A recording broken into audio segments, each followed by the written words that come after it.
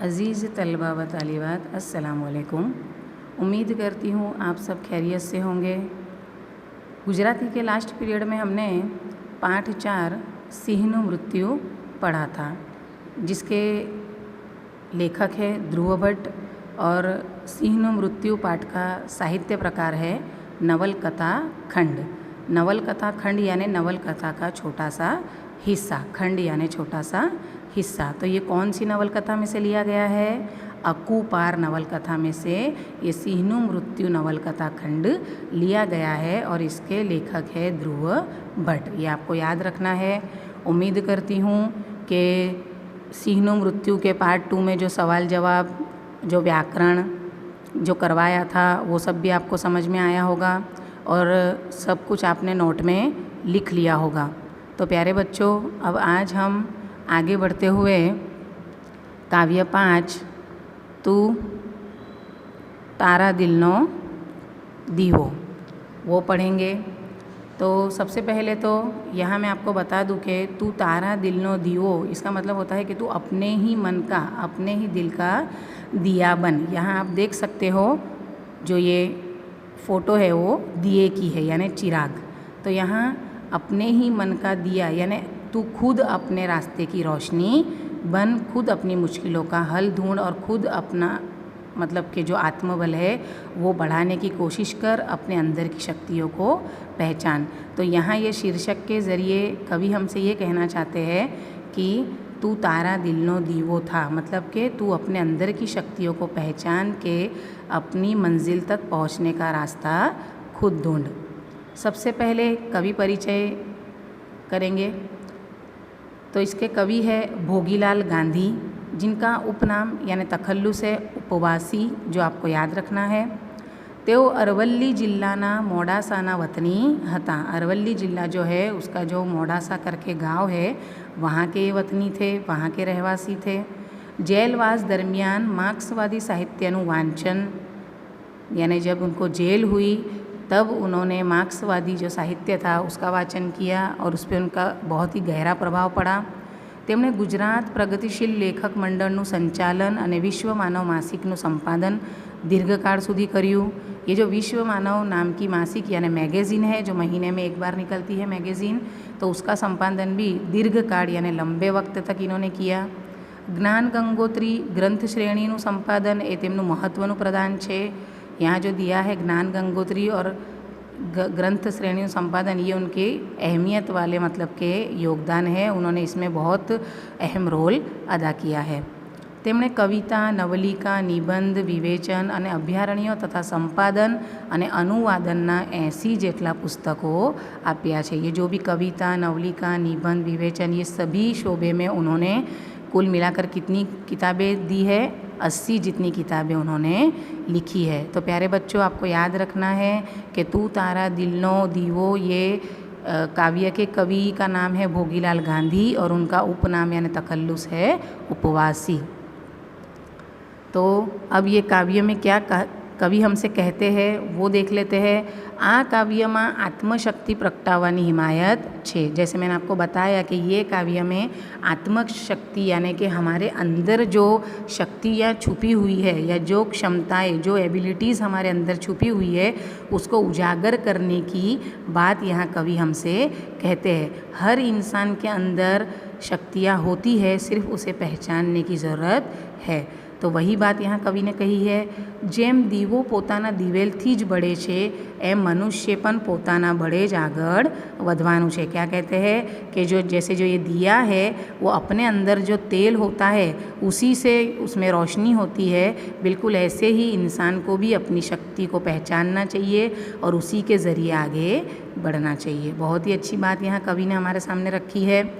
भीतर रहेली शक्तिओं बड़े आगळ वधे। भीतर यानी अंदर, अंदर छुपी हुई शक्तियों को पहचान कर आगे बढ़ना है।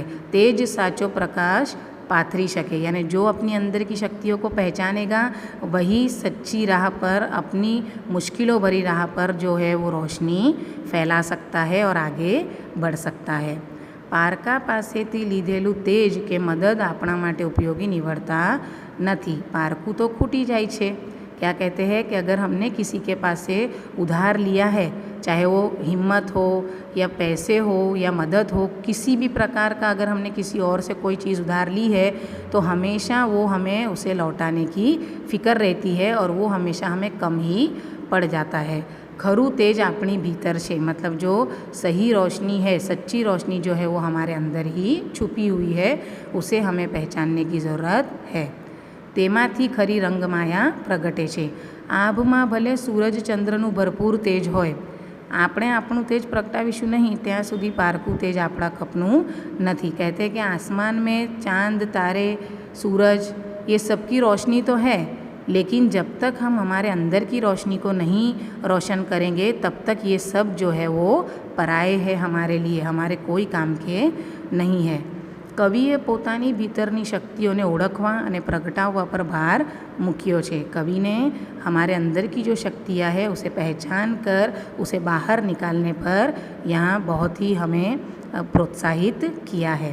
प्रहलाद पारेखનું આપણે ભરોસે કાવ્ય આ કાવ્ય સાથે સરખાવવા જેવું છે। इसी ये काव्य की तरह ही ये काव्य का जो सोच है कवि की, ऐसी ही सोच एक दूसरे काव्य की भी है जो प्रहलाद पारेख का है, આપણે ભરોસે। तो काव्य पढ़ेंगे एक बार। तू तारा दिलनो दीवो थाने, ओरे ओरे ओ भाया, रखे कदी तू ऊँची ना ले तो पारका तेज ने छाया। एरे ऊँची ना खूटी जशे ने उड़ी जशे पड़छाया, ओरे ओरे ओ भाया तू। कोड़िયું તારું કાચી માટીનું તેલ દિવેલ છુપાયા, નાની શી સળી અડી ન અડી પ્રગટશે રંગમાયા, ઓરે ઓરે ओ ભાયા तू। આભમાં સૂરજ ચંદ્ર ને તારા મોટા મોટા તેજરાયા, આતમનો તારો દીવો પેટાવવા तू वीण सर्व पराया, ओरे ओरे ओ भाया तू। तो यहाँ ये कविता हमने रीड की। अब इसकी समझूती की तरफ आगे बढ़ेंगे। तो क्या कहते हैं कवि कि तू तारा दिलनो दीवो थाने, ओरे ओरे ओ भाया, रखे कदी तू उछीना ले तो पारका तेज ने छाया। एरे उछीना खूटी जसे ने उड़ी जसे पड़छाया, ओरे ओरे ओ भाया तू। यहाँ क्या कहते हैं कि आ काव्यમાં आत्मशक्ति प्रगटावવાની વાત કરી છે। यहाँ जो हम ये दिया देख रहे हैं, जिस प्रकार ये अपने खुद की जो इसके अंदर जो तेल दिवेल है, इसकी बल से जो ये प्रकाशित हो रहा है, रोशनी दे रहा है, बिल्कुल कवि ने यही कहा है कि हमें भी आत्मशक्ति प्रगटानी चाहिए, यानी हमारे अंदर की शक्ति को पहचान कर उसे रोशन करना चाहिए। हे मानवी तू तारा दिलनो दीवो थाने, मतलब तू अपने ही दिल में से जो हिम्मत है, जो हुनर है, वो निकाल के खुद अपनी ज़िंदगी में अपने रास्ते में रोशनी कर। तू तारो उद्धारक बन, यानी तू खुद अपना उद्धारक है, यानी तेरे खुद की हिम्मत से ही तेरी तरक्की हो सकती है। पारका तेज अने छाया क्यारेक उछीना ना ले तो, जो पराया तेज है या जो छाया है या कोई भी मदद है, ये कभी भी किसी से उधार नहीं लेना है। क्यों? क्योंकि जो पराई चीज़ है वो हमेशा खूटी जाए छे, मतलब के कम पड़ जाती है, અને માત્ર પડછાયા रही जाए छे, मतलब मात्र उसकी परछाई रह जाती है, जो बिल्कुल भी हमारे काम की नहीं होती है। इसलिए हमें हमारी अंदर की शक्ति को पहचान के, हमारी क्षमताओं को पहचान के उसको रोशन करना चाहिए, उसे बाहर निकाल के अपनी राह पर उसे आगे बढ़ना चाहिए रोशन करते हुए।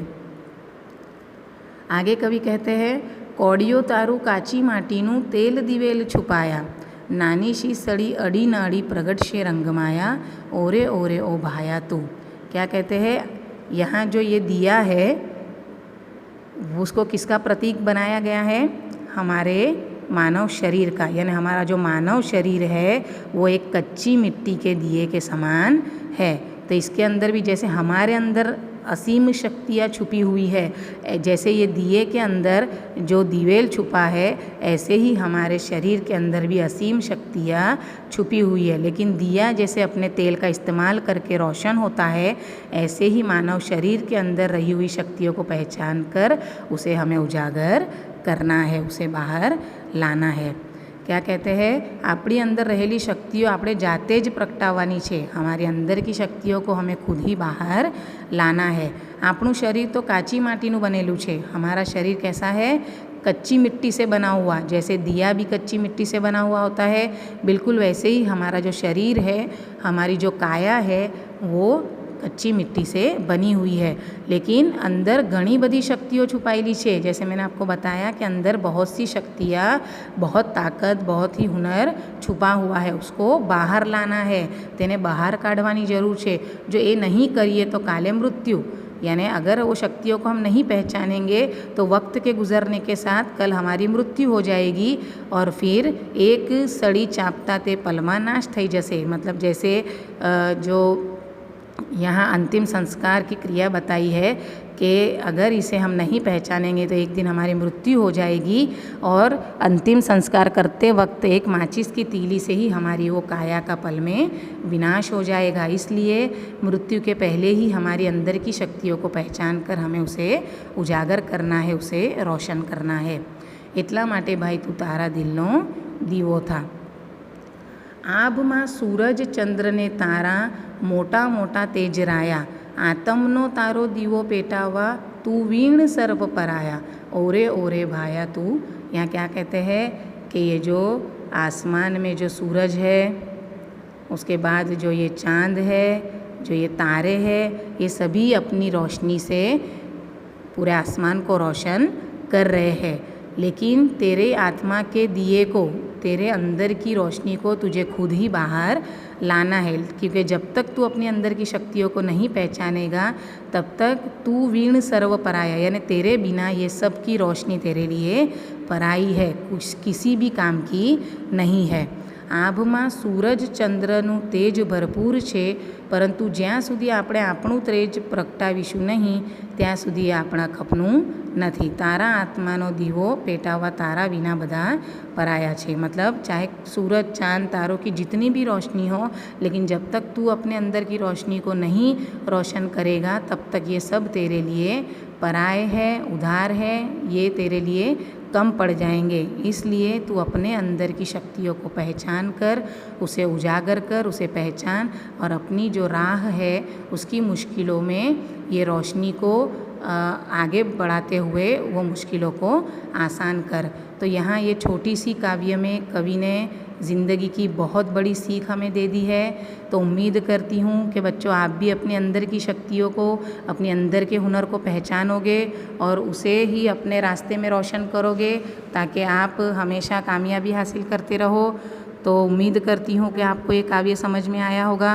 तो बच्चों आगे बढ़ते हुए नेक्स्ट पीरियड में दूसरे टॉपिक के साथ मिलेंगे। तब तक के लिए